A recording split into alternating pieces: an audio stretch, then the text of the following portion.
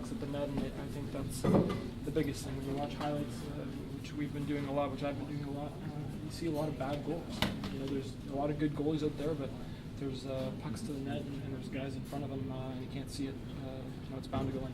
Looked like there was a little bit of a release from you when that one finally went in.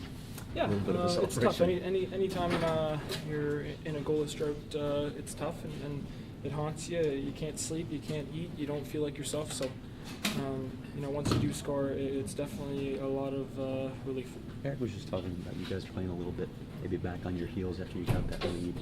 Have you noticed that? Are things different for you guys? I think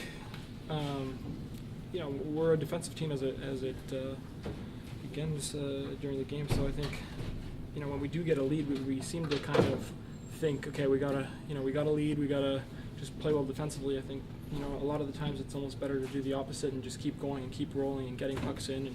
And if you've got the puck in the offensive zone, it's very hard for them to kind of go and create chances. So I think it's something we'll address, we'll work on, and obviously we'll get better. Is it a switch from the way you guys were playing last season? No, I don't think so. I think it's just we've got to get used to winning again. I think once you get on a roll and you get a couple under your belt and you gain some momentum, it just seems to bounce your way, and pucks go in when they didn't before. So I think we'll get back to winning, and we realize that it's right there. How much do the expectations coming off of last season impact trying to get off to a good start this season? I think you can't sneak up on teams anymore.